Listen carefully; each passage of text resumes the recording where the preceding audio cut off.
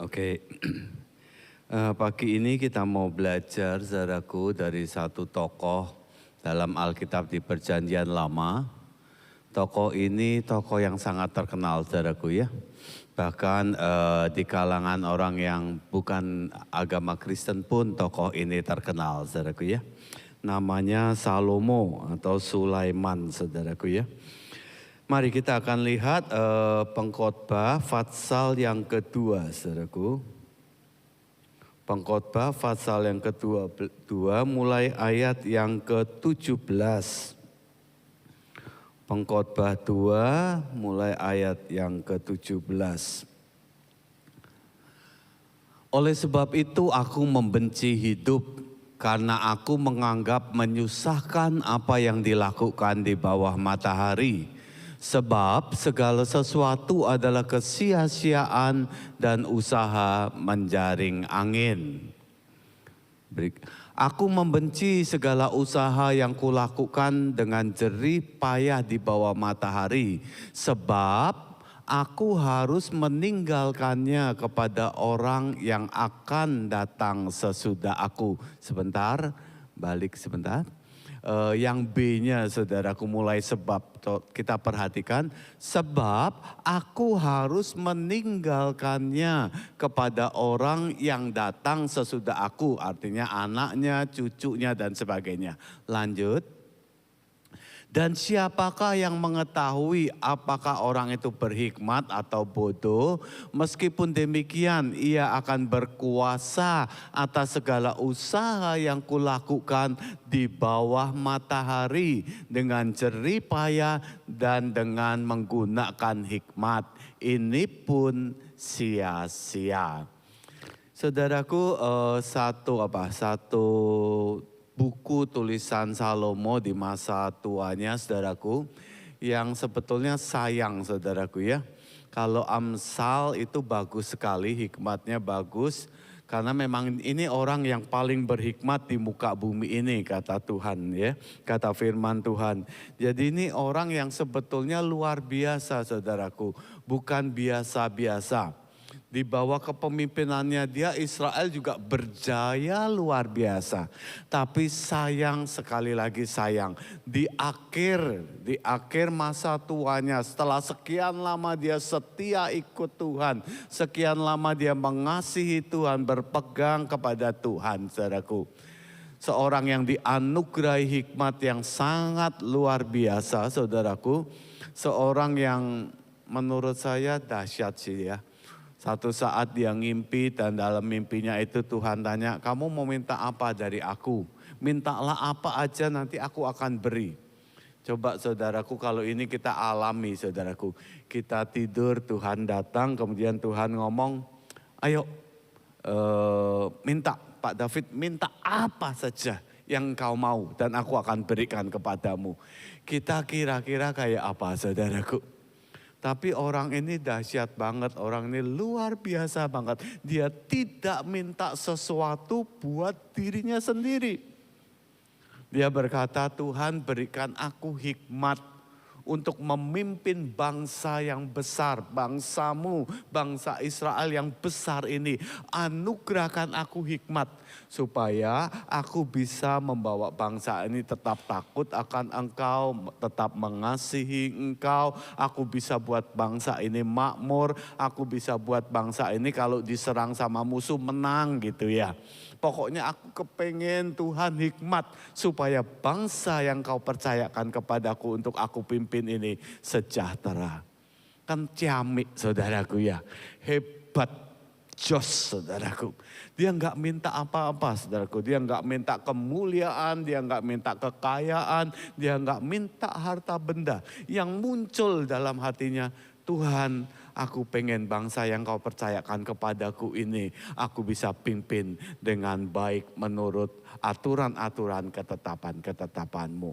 Aku pengen bangsa yang kau percayakan kepadaku ini terberkati.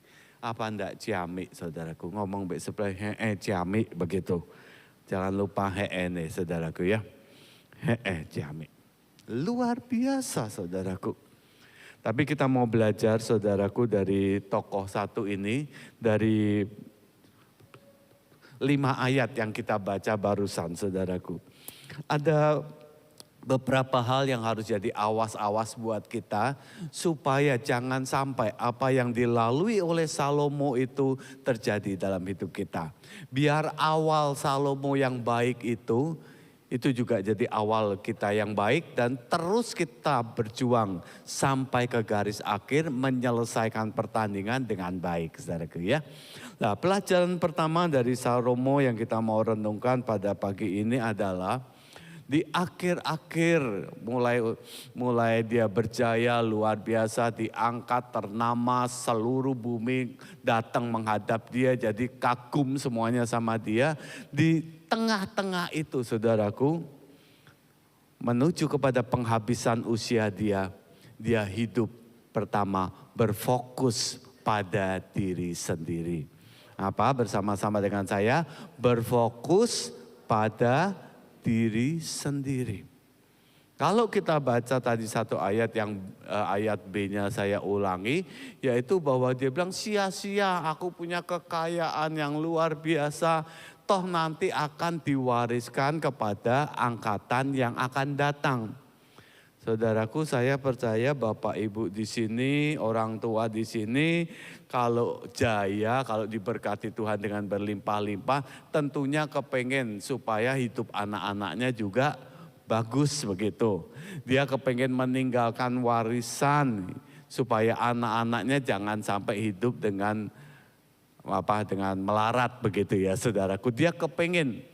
Tapi Salomo enggak saudaraku, bisa-bisanya di akhir kehidupan seorang yang luar biasa pada awalnya itu bilang bahwa sia-sia aku kumpulin semua kekayaan yang sangat amat banyak sekali ini. Karena nanti akan dinikmati oleh anakku, oleh cucuku. Lagi kan rodok kebacut saudaraku ya. Jadi dia pengennya kekayaan yang sangat luar biasa banyaknya. Yang Tuhan anugerahkan kepada dia dinikmatin sama dia aja kalau bisa. Jangan ada orang lain lagi yang menikmati.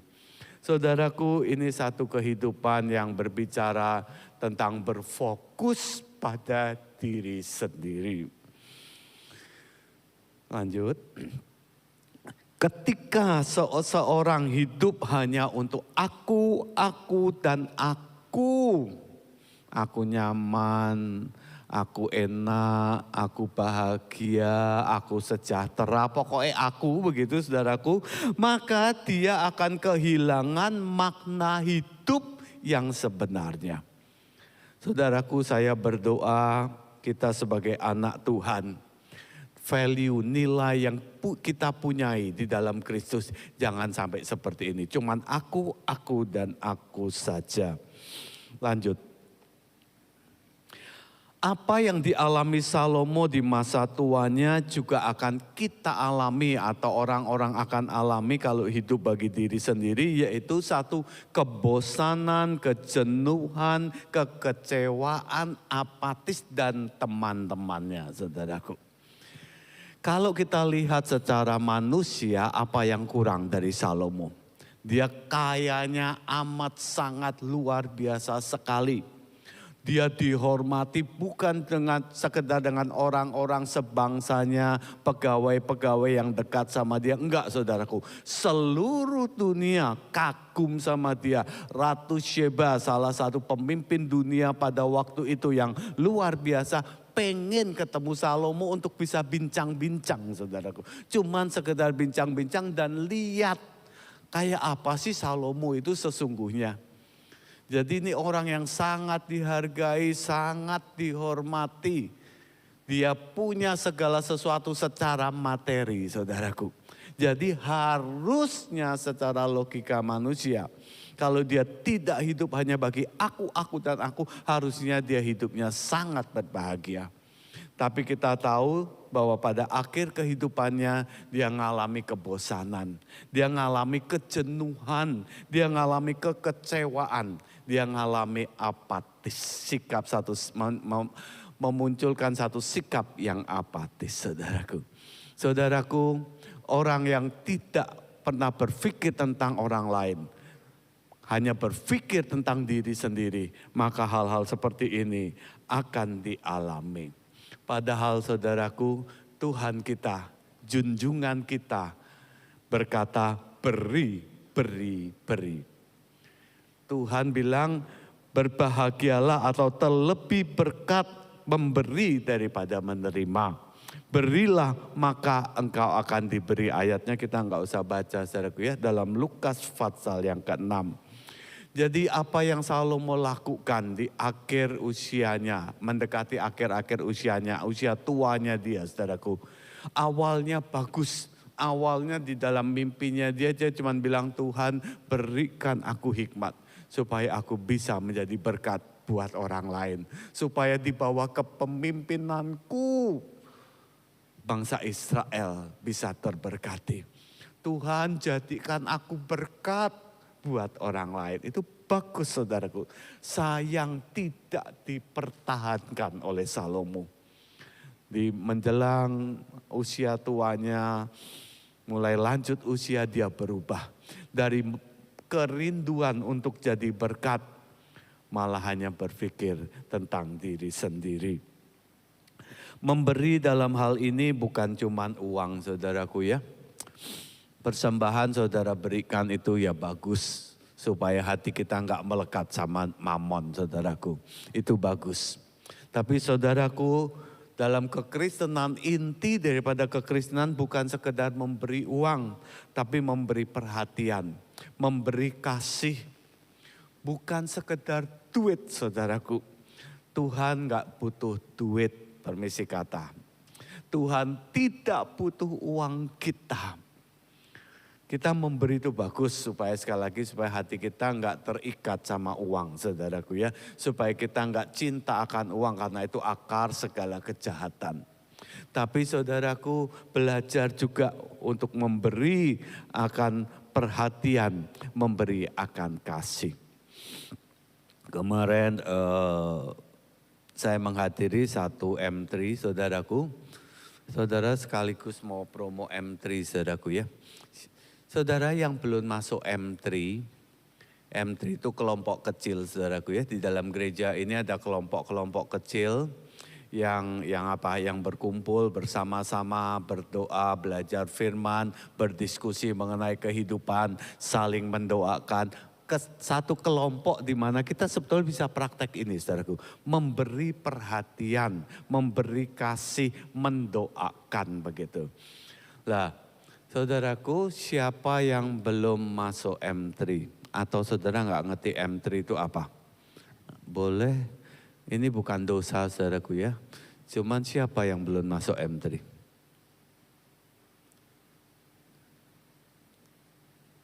Sudah semuanya good. Oh ada, maaf ada satu. Iya, nanti Pak Cun bisa hubungi, tanya sama, coba Cun berdiri Cun. Ini kalau berdiri semuanya mesti kelihatan saudaraku ya. Badannya besar, tinggi. Boleh tanya sama Pak Cun ya. M3 itu apa dan bagaimana M3 itu seperti apa begitu ya. Itu satu kelompok kecil saudaraku. Di mana kita bisa saling mendoakan, di mana kita bisa saling, kalau sekarang seperti ini kan saudara hanya dengar saya bicara. Tapi di M3 itu saudara bisa mendiskusikan. Oh kita kemarin belajar tentang Salomo. Oke, Salomo yang pertama dia hidup berfokus pada diri sendiri. Lalu saudara nanti bisa diskusikan. Berfokus sama diri sendiri itu kalau misalnya aku kerja keras supaya aku dapat lebih banyak berkat, salah apa enggak gitu ya. Nanti saudara diskusikan di M3 saudaraku. Tapi saudaraku, saudara wajib harus terlibat di dalam kelompok kecil ini saudaraku ya. Sekarang kembali kepada Salomo. Jadi Salomo cuma fokus pada diri sendiri. Padahal Tuhan Yesus ngajari beri. Beri itu artinya orang lain. Beri itu artinya doa Salomo, beri aku hikmat supaya aku bisa jadi berkat buat bangsa Israel. Dan saudaraku, Amsal 30 ayat 15 itu bicara tentang satu binatang namanya lin, sehnya ini mungkin orang Chinese saudaraku, sehnya lin. Namanya tah saudaraku, lintah saudaraku ya. Ini orangnya cuman untukku dan untukku saudaraku. Lah saudaraku jangan jadi lintah. betah saudaraku. Yang hanya untuk aku minta perhatian, untuk aku nggak diperhatiin begitu ya. Aku nggak dihormati, aku nggak dihargai, kepengenku tidak dituruti gitu ya saudaraku. Pokoknya aku. Kalau kita terjebak dalam kehidupan seperti ini, hari-hari ini coba renungkan sebentar biar Roh Kudus tolong kita. Kalau kita cuma buat aku. Saudaraku bertobat sebab kalau enggak apa yang dialami oleh Salomo akan kita lalui juga. Satu kebosanan, satu kejenuhan. Karena narik terus tuh jenuh saudaraku. Saya kadang ketemu dengan, ya tahulah pernah ketemu dengan orang yang sedikit atau mirip sama margarin ini saudaraku. Jadi nyedot terus saudaraku. Ada apa sedikit telepon. Om Yo ini gini ini piye nih Om Yo. Nanti saya ngomong-ngomong tapi gini. Tapi fokusnya sebetulnya kenapa aku nggak dihargai? Kenapa aku kok aku ngomong kok nggak mau nurut orangnya gitu ya. Pokoknya aku pengennya akunya ada di atas begitu saudaraku. Dan capek saudaraku, awalnya saya layani, lama-lama kesedot habis saudaraku. Saya kemeringet sampai akhirnya ngomong, tolong kamu jangan telepon aku dulu 2 hari ini gitu. Karena telepon terus gitu saudaraku ya. Masalah keluarganya dia nggak habis-habisnya telepon tanya saya begitu. Ya saya kasih tahu tapi kayak nyedot terus perhatian saya. Dan terus pengen minta supaya saya memberikan jalan keluar. Nah saudaraku, ada satu raja dalam 2 Raja-Raja 20 ayat yang ke-19. Namanya Raja Hizkia saudaraku.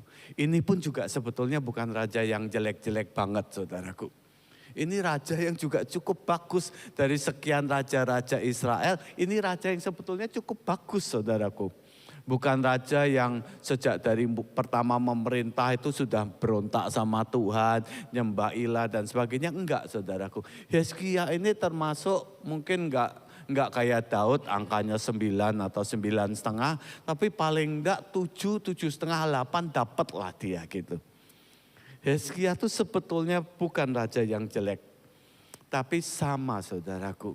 Di akhir-akhir ini makanya hati-hati saudaraku yang sudah ikut Tuhan dari tahun 79 sampai sekarang. Yang sudah 40 tahun sekian lebih begitu ya. Hati-hati saudaraku. Hizkia sama dengan Salomo. Di menjelang akhir-akhir masa tuanya dia bilang gini saudaraku. Mungkin mulai ayat ke-18 dulu kita baca. Hizkia 2 Raja-Raja 20 mulai ayat yang ke-18 lebih dahulu. Supaya saudara bisa dapat pengertian lebih bagus. 2 Raja-Raja 20 mulai ayat yang ke-18 dulu. Ya. Nanti kalau mau tahu kompletnya baca sendiri saudaraku ya. Baca Raja-Raja, baca Tawarikh itu enak lah kisah sejarah kok saudaraku. Kalau sudah mulai sampai Yeskiel 40, 41, 42 lah itu mungkin agak sedikit pusing kepala. Tapi kalau baca kayak gini enak saudaraku. Dan dari keturunanmu kata Tuhan yang akan kau peroleh, dia ngomong sama Hizkia, akan diambil orang untuk menjadi sida-sida di istana Raja Babel. Dari keturunanmu yang kau peroleh. Jadi anak-anakmu nanti akan dibawa ke istana Babel dan dijadikan kasim, sida-sida saudaraku. Nah kira-kira kalau kita orang tua, kemudian Tuhan bilang gini, Tuhan berfirman seperti ini, kira-kira kita lemes enggak saudaraku? Kira-kira kita akan gerang-gerung minta ampun sama Tuhan. Tuhan jangan sampai dong hal ini terjadi. Kasihan masa anakku laki-laki semuanya jadi kasim. Sida-sida dikebiri begitu saudaraku. Nah saudaraku, tapi jawabannya Hizkia ini rodok jelei, rodok aneh menurut saya. Mirip sama Salomo. Percuma aku punya banyak nanti yang nikmatin anakku. Seperti itu. Jawabnya Hizkia gini. Jawab Hizkia kepada Yesaya ayat 19, sungguh baik firman Tuhan yang engkau ucapkan itu. Ini orang Jepang ngomong jio, saudaraku. Gendeng, saudaraku. Anaknya mau dibuat jadi sida-sida, bukannya nangis bertobat mohon kemurahan pengampunan Tuhan, malah ngomong sungguh baik loh firman yang engkau ucapkan itu, tanda seru. Iki menurut aku rodok loro ini, saudaraku. Hizkia pada saat itu agak sakit, saudaraku. Sakit jiwanya, sakit ininya, saudaraku. Lawang anaknya mau dibuat jadi sida-sida kok ngomong sungguh baik firman Tuhan yang kau ucapkan itu. Tetapi pikirnya, ini kan rodok jelei, saudaraku. Asal ada damai dan keamanan apa? Seumur, pokoknya aku enak, aku nyaman, boh anakku meh dadi apa? Emangnya gua pikirin, ini kan aneh saudaraku, tapi ini fakta ditulis oleh firman Tuhan. Jadi saudaraku, kita harus berjaga-jaga, berhati-hati sampai nanti kita ketemu sama Tuhan. Jangan sampai rohnya Salomo di masa tuanya, rohnya, sikapnya, value-nya Hizkia di masa-masa akhir hidupnya dia nempel di dalam hidup kita. Tetaplah saudaraku minta sama Tuhan, Tuhan jadikan hidupku berkat. Jadikan hidupku berkat, bukan cuma Tuhan berkatilah aku, tapi jadikanlah hidupku berkat. Saudaraku, kalau saudara melihat atau ikut ibadah begitu ya, setiap belum firman Tuhan kan ada doa syafaat ya.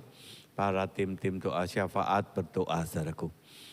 Mereka setiap pagi jam 5, bukan setiap pagi, setiap hari Selasa dan Kamis jam 5 pagi ada di tempat ini, saudaraku.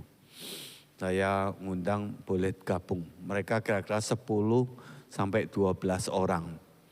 Ada Jeki, ada Joko, ada Linda, ada Maria, ada Weni, ada Nina, ada Jun Kiat. Kira-kira kurang lebih 10 sampai 12 orang. Mereka sembahyang, saudaraku. Dan saya ikuti beberapa saat ini, nggak pernah mereka berdoa, Tuhan berkatilah kami, itu yang saya senang, saudaraku. Karena kalau kita nggak berdoa Tuhan berkatilah kami, tapi kita mendoakan Tuhan berkati ini, tolong itu, orang lain yang kita doakan, maka berkat Tuhan turun sendiri dalam hidup kita. Amin. Setiap ibadah sebelum firman naik ke sini, oh ya ada Bu Noni itu ya setia itu ya. Datang ke tempat ini, saudaraku, sebelum firman Tuhan, itu kan ada pendoa syafaat yang naik. Saudara kita pernah melihat mereka berdoa buat Tuhan berkatilah aku. Berkatilah aku. Tadi doa syafaatnya berdoa buat apa? Buat adopsi satu kita, buat Nepal, buat Thailand. Nah, saudaraku berapa persen coba?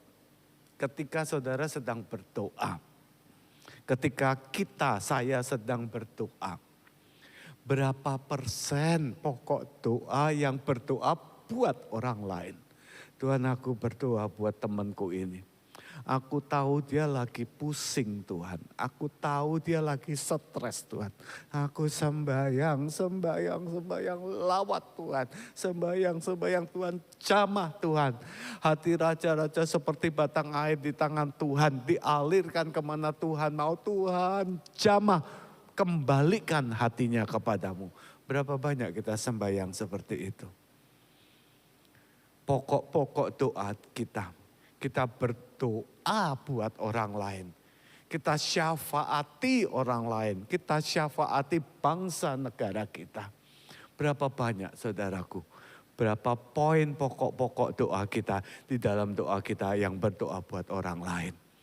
Atau seluruh doa-doa kita, pokok-pokok doanya semuanya buat Sehlin itu, saudaraku.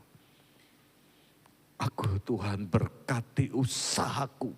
Biar makin lama makin berkembang sampai nanti Bill Gates pun aku susul begitu. Tuhan berkati keluargaku biar semuanya jadi konglomerat. Jangan sampai melarat begitu saudaraku. Berapa banyak doa-doa pokok-pokok doa kita. Berdoa hanya untuk aku, and aku. Saudaraku jemaat Kahal, ayo mari. Mulai introspeksi. Mulai lihat ketika kita sembahyang, baik mungkin secara pribadi ya, kalau bersama-sama mungkin kebanyakan doa buat orang lain. Tapi ketika kita berdoa pribadi dalam saat teduh kita, Tuhan aku berdoa buat M3 ku Tuhan. Aku ngerti si A ini lagi jauh daripadamu. Aku tahu si A ini hatinya mulai menjauh daripadamu. Aku berdoa. Saudaraku berdoa buat orang lain, bukan buat diri sendiri. Itu berkat yang luar biasa. Satu hari dalam doa saya Tuhan taruh satu nama. Kemudian saya mulai berdoa buat nama itu. Dan Tuhan singkapkan beberapa hal mengenai orang tersebut. Jadi saya bisa secara spesifik sembahyang. Tapi selebihnya ya saya nggak tahu dia sedang ngalamin apa. Pokoknya saya doain terus. Tuhan tolong. Sampai cukup lama saudaraku saya nggak beralih ke pokok doa yang lain kecuali berdoa buat orang tersebut. Selesai doa ya saya udah pergi seperti biasa kerja begitu saudaraku. Tengah hari, siang hari saya mendadak dalam hati saya teringat. Oh ya tadi pagi aku lagi berdoa buat si A gitu. Kemudian saya telepon si A-nya. Aku tadi pagi kok sembahyang begini, apa kamu ada apa? Kok Tuhan taruh dalam hatiku untuk berdoa buat kamu. Saya cerita bagaimana apa yang saya rasakan pada waktu saya sedang berdoa itu, saudaraku. Dan saya bersyukur, saudaraku. Ya dia kemudian nangis, saudaraku, di telepon itu. Karena dia rupanya pada waktu itu jadi sadar bahwa kalaupun dia merasa bahwa dia sendirian, Tuhan gak peduli, buktinya Tuhan bisa suruh itu hambanya itu untuk doain dia. Jadi dia merasa bahwa Tuhan care sama dia. Tuhan mengasihi dia, Tuhan sayang sama dia. Tuhan gak tinggalin dia. Even though sekalipun dia merasa bahwa dia sudah ditinggal sama Tuhan. Saudara tahu begitu dia dijamah Tuhan, begitu dia sukacita kembali karena sadar bahwa Tuhan gak ninggalin dia. Saya sendiri pun suwenenge saudaraku. Saya sendiri terberkati luar biasa. Haleluya. Saudaraku, berapa persen doa-doa kita yang berdoa buat orang lain, buat M3 kita dan sebagainya. Bukan cuman sekedar diri kita saja. Next. Berhenti berfokus saudaraku. Berhenti berfokus pada diri sendiri dan mulai fokus pada Tuhan dan orang lain. Itu bahagia saudaraku. Mau bahagia, mau seneng, ojo kakean doa gawe awake dhewe. Doa buat orang lain. Amin. Amin. Ngomong baik sebelah. Harus loh gitu ya. Ayo saya tunggu ngomong harus loh. Buka mata kita, pandang sekeliling kita. Ayo minta hati yang penuh dengan belas kasihan buat jiwa-jiwa, buat orang-orang yang ada di sekeliling kita. Saudaraku, memberi diri untuk orang lain, berkorban untuk orang lain, itu enggak rugi saudaraku. Percaya saya enggak rugi. baik uang, baik doa, baik perhatian, baik kasih, kita enggak rugi saudaraku. Itu kita kayak nyelengi. Untuk satu hari kita dengar satu suara, sabaslah hai hambaku yang setia. Hari Minggu lalu, hari Sabtu, saya sudah sempat sampaikan kesaksian ini di Next saudaraku. Dan saya mau sampaikan buat saudara. Beberapa dari saudara sudah mendengar. Tapi karena saya lihat mestinya banyak juga yang belum mendengar. Jadi saya mau ceritakan. Saudaraku, waktu itu gereja Kahal belum ada saudaraku ya. Di gereja yang lama di GIA Pringgading pada waktu itu. Di mana kami berjemaat di sana. Dan saudaraku ada kami kelompok pemuda-pemudi, PBK begitu, setiap hari Minggu sebelum jam besuk di Panti Wiloso Citarum, saudaraku. 1 jam sebelum jam besuk kami dikasih prioritas untuk masuk, saudaraku, besuk, saudaraku. Jadi mendoakan dulu, itu kan rumah sakit Kristen, saudaraku ya. Jadi boleh dong minta kita mau mendoakan. Jadi kami datang ke sana dan pokoknya nginjilin lah sebisa mungkin. Kalau nggak mau terima Injil ya kita mendoakan. Kalau nggak mau ya sudah. Bukan nggak pernah ditolak, maaf ya. Saya sudah punya keyakinan yang lain. Ya nggak apa-apa, saudaraku, mereka nggak salah. Tapi yang mau kita doakan, kita doakan. Nah, saudaraku, sampai satu hari saya jalan ketemu satu kamar itu isinya bapak dan satu remaja putra, saudaraku. Usianya sih mungkin 10 tahun lah, mungkin ya kurang lebih, saya nggak tahu, saya nggak tanya. Jelas ini dari desa, saudaraku, bukan dari kota.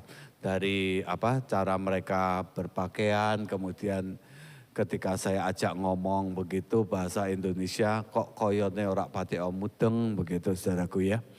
Jadi saya menduga nih orang mungkin dari sekitar Jepara masuk desa begitulah atau gimana, saya nggak tahu. Saya nggak tanya dari mana.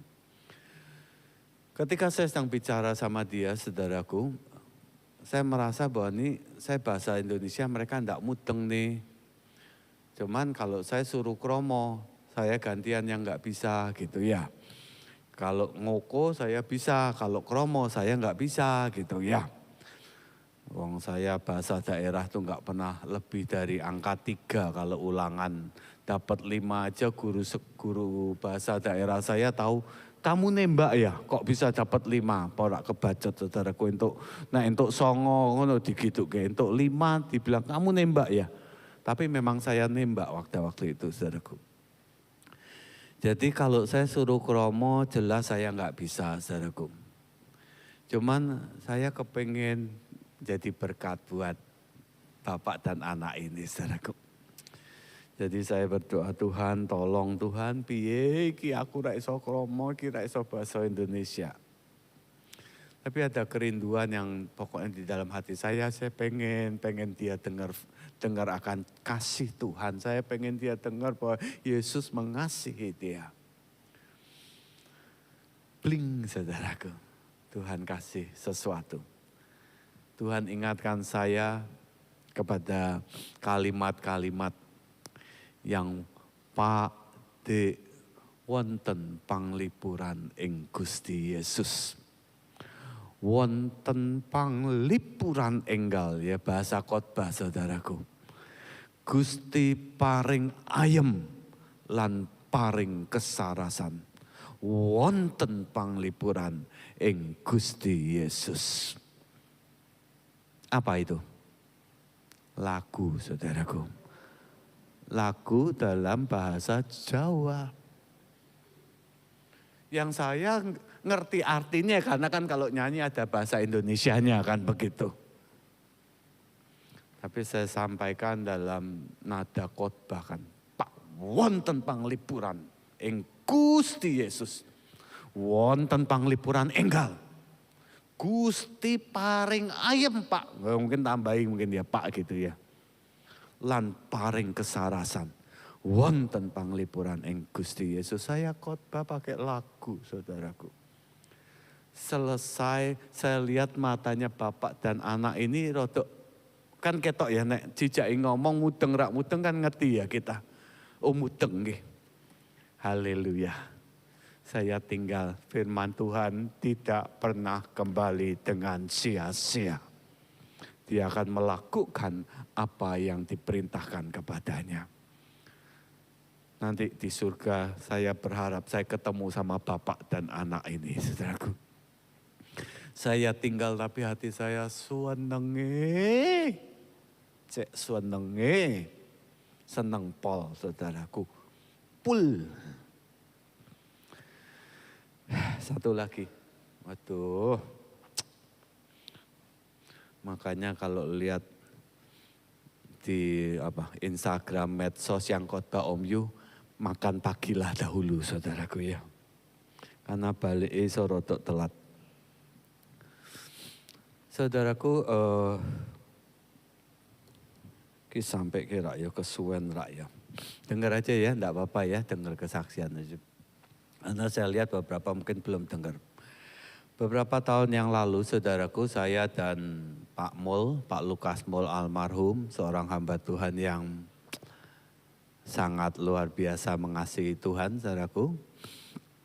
Kami diutus ke Hong Kong, saudaraku, dan tinggal di sana selama kurang lebih hampir setengah tahun ya mungkin ya. Nah saudaraku, pada waktu itu saya baru aja bangun sebuah rumah di Sri Rezeki yang ukuran saya tuh gede, enak gitu ya. Dari rumah luas 135 pindah ke rumah luas 450 kan seneng gede. Kamar saya buat gede banget. Ada nggon kerja, ono nggon ruang doane, wah gede seneng saudaraku. Karena saya pengen kamar saya besar gitu ya. Nah tapi kami diutus untuk pergi ke Hong Kong. Sewa apartemen berapa ya? Mungkin 4 kali berapa? 4 kali 6, 4 kali 7 saudaraku. Jadi melebu wis tekan buri begitu saudaraku ya. Kamar mandinya enggak ada 1 meter mungkin ya atau 90 cm. Jadi nek mandi ojo sikute munggah-munggah kejedut tembok saudaraku. Keluar dari kamar mandi sudah ketemu langsung dapur. Keluar dapur sitik wis tekan gone ruang keluarga, ruang tamu dan ruang serbaguna saudaraku. Nah, saudaraku, kami pergi ke sana, kami nginjili TKW bersaksi mengenai kasih Tuhan sama TKW kita di sana. Nah, saudaraku, untuk pergi ke sana tuh kadang bawai Alkitab, zaman Alkitabnya The Gideon, sing nek Alkitab iku ana tikus dibalang kena gitu tikusnya ya meninggal mungkin saudaraku, kuandel-kuandel itu ya, sing tebel tenan itu loh. Kan abot, beberapa dus ngangkati. Dari mobil pergi ke lift, enak liftnya sih naik lantai piro mbah lupa 16 atau 26 lupa saya. Kemudian gotongi lagi masuk ke kamar. Saya senang ada orang-orang yang hatinya enggak mikir awake dhewe, cuman mikir wong liya. Tim saya ada satu orang teman almarhum saudaraku. Ini orang punya duit saudaraku. Tapi mau naik mobil obrok ngangkati dus isi Alkitab, isi traktat, mau saudaraku. Saya kagum, nanti saya akan jumpa dia di surga saudaraku. Orang punya duit cuman hatinya tuh ndak awake dhewe terus. Aku. Bosen nih saudaraku. Tapi hatinya orang lain. Jadi berkat. Saudaraku satu hari, itu setiap hari Minggu, itu kan TKW ini kan libur. Mereka kumpul di Victoria Park saudaraku. Saudara kalau 200-300 kilo dari Victoria Park itu sudah dengar dialek Surabaya. Kon piye gitu ya, pokoknya dialek Surabaya karena banyak orang Jawa Timur. Jadi kami dan tim saya, istri Pak Lukas bawa tas isine traktat sama Alkitab gotong gini jalan. Duduk dodolan saudaraku. Tapi kalau kita ketemu sama satu kelompok TKW kita kasih traktat. Kita kasih traktat gitu. Ada yang ambil baca selesai, ambil baca taruh gitu. Tapi satu saat saya ketemu, dapat diambil satu mbak-mbak, kemudian dia lihat, kemudian dia ngomong, oh Kristen yo. Disobek-sobek saudaraku. Kemudian diumbul ke di depan saya. Tahu diumbul ke? Siapa yang enggak tahu diumbul ke? Enggak tahu tanya Roh Kudus. Diumbul ke.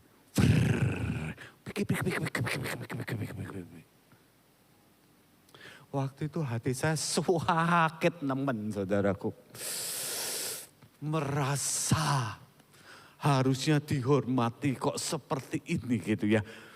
Dalam hati mbak ngerti rak mbak aku lu ngorene iki ninggal ke kamarku sing enak lho. Lebu kamar sing uplak. Ini rumah baru tak bangun, belum tak pakai lama sudah kudu pergi loh.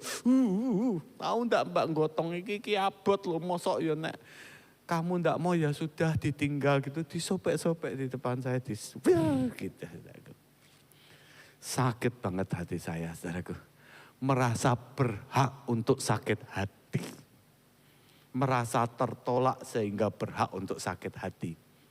Saudara suka begitu? Merasa berhak untuk sakit hati. Merasa berhak untuk tersinggung. Haleluya. Nek ana pertobatan saudaraku. Saya waktu itu lagi sakit, jalan sambil retuk. Roh Kudus bicara, berhak ya untuk sakit hati ya. Baru ditolak segitu aja berhak ya untuk marah ya. Ngerti saya saudaraku. Langsung berhenti, saya bertobat. Dia datang kepada ciptaannya, tapi ciptaannya menolak akan dia. Pernah dengar kata-kata seperti ini? Dia datang kepada ciptaannya, tapi ciptaannya menolak akan dia. Marah dia? Tak datang ke satu legiun malaikat, tak jewer kupingmu ben dawa. Gitu saudaraku. Dia cuma berkata, Bapak ampunilah mereka karena mereka tidak tahu apa yang mereka perbuat. Karena hatinya ini bukan masalah dia. Hatinya adalah buat saudara dan saya. Waktu itu saya ngerti Tuhan tegur saya bertobat saudaraku. Saya bilang Tuhan ampuni. Kok aku merasa punya hak untuk merasa tertolak? Kok aku merasa punya hak untuk sakit hati? Aku kok merasa punya hak untuk ngamuk? Padahal guruku ditolak, dia pencipta langit dan bumi. Datang dan ditolak. Dan dia tidak sakit hati, dia tidak marah. Dia diludahi, dia dipukul, dia dimahkotai duri. Dia tidak marah karena hidupnya adalah untuk manusia. Langsung saudaraku saya bertobat, habis itu saya sambil bagi traktat sambil ngomong, ayo mbak, soean mbak. Ayo mbak, soean mbak, umbul no mbak, ayo mbak, umbul no, soean saudaraku. Haleluya. Tapi saya senangnya luar biasa saudaraku, ada satu sukacita yang melebihi dapat duit saudaraku. Dapat duit ora ono sukacita nek dibandingkan dengan sukacita ketika itu. Nggawa abot-abot disuwiri, diumbulne, itu sukacitanya itu luar biasa. Satu lagi contoh. Lukas 11 ayat 5 sampai 7. Lukas 11 ayat 5 sampai 7. Lalu katanya kepada mereka, ini kisah kompletnya saudara baca sendiri ya.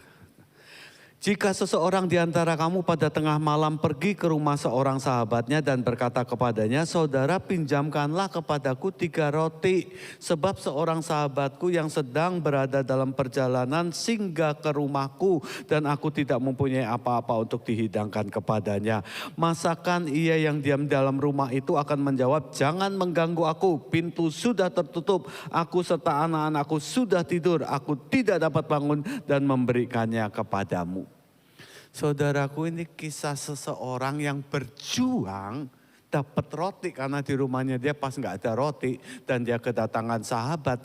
Dia berjuang dapat roti bukan buat dia makan, saudaraku. No. Dia minta 3 roti ini supaya bisa dikasih ke sahabatnya. Dia berjuang. Minggu lalu kita mendengar Abraham berjuang, saudaraku, buat Sodom dan Gomora. Bukan buat awake dhewe. Saya berdoa jemaat Kahal jadi orang-orang yang jadi berkat dan bukan margalin, saudaraku. Haleluya. Saya minta waktu 5 menit lagi, saudaraku. Lompati yang nomor 2. Langsung aja kita ke pelajaran berikutnya adalah Salomo kehilangan Tuhan di masa tuanya. Jadi hati-hati saudaraku, jangan kehilangan kasih cinta kita kepada Tuhan.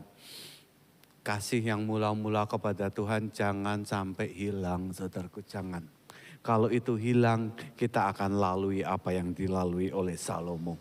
Awalnya bagus, belakangannya keluar kitab pengkhotbah. Awalnya kitab Amsal bagus, keluarnya endingnya jelek, saudaraku ya. Ya, Salomo kehilangan Tuhan di masa tuanya. Nanti saudara baca sendiri. 1 Raja-Raja 11 ayat 1 sampai 10. Dan yang menyedihkan adalah dia kehilangan kasih Tuhan di tengah-tengah yang tadi saya sudah katakan. Di tengah-tengah kejayaannya dia. Di tengah-tengah kemakmuran yang Tuhan anugerahkan kepada dia. Di tengah-tengah kehormatan yang sangat luar biasa. Pujian seluruh dunia yang ditujukan kepada dia. Di tengah-tengah seperti itu, Salomo kehilangan kasih yang mula-mula dan hancur, saudaraku. Wahyu 2 ayat 4 sampai 5 itu kisah tentang jemaat Efesus yang sama, saudaraku, yang kehilangan akan kasih, yang awalnya bagus kehilangan kasih akan Tuhan di hari-hari terakhir hidupnya. Kan sayang, saudaraku ya. Ayo pagi ini coba izinkan Tuhan Roh Kudus bicara sama kita. Apakah aku hidup bagi diriku sendiri? Berapa banyak doa-doaku dalam doa-doa pribadiku. Aku mendoakan orang-orang yang aku kenal, yang aku tahu. Mungkin dia gak suka sama aku, tapi aku mau berdoa buat dia. Aku tahu dia sedang mulai jauh dari Tuhan, aku doakan. Berapa persen doa-doa kita? Yang kedua, ayo jaga hati-hati. Jangan kehilangan kasih mula-mula. Jangan sudah 30 tahun, 40 tahun kita ikut Tuhan. Menjadi satu agamawi, satu tradisi, satu kebiasaan, satu rutinitas ke gereja. Tapi kasih yang membara kepada dia mulai menjadi pudar. Haleluya. Tim musik.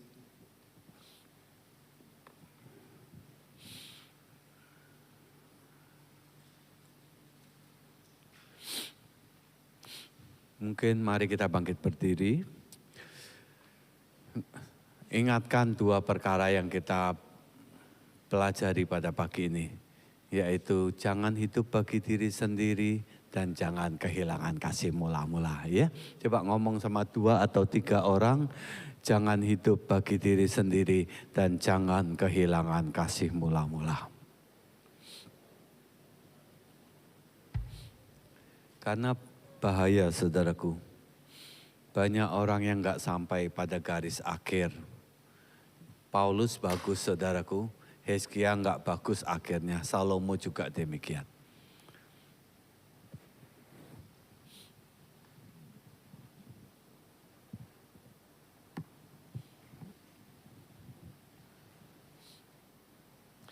Nyanyikan lagu ini seperti kita lagi bicara sama Tuhan, saudaraku ya. Nyanyikan lagu ini seperti kita bicara sama Tuhan. Lupakan sejenak habis ini kita mau apa ya. Masuk dalam hadirat Tuhan, izinkan Roh Kudus berbicara pribadi sama kita.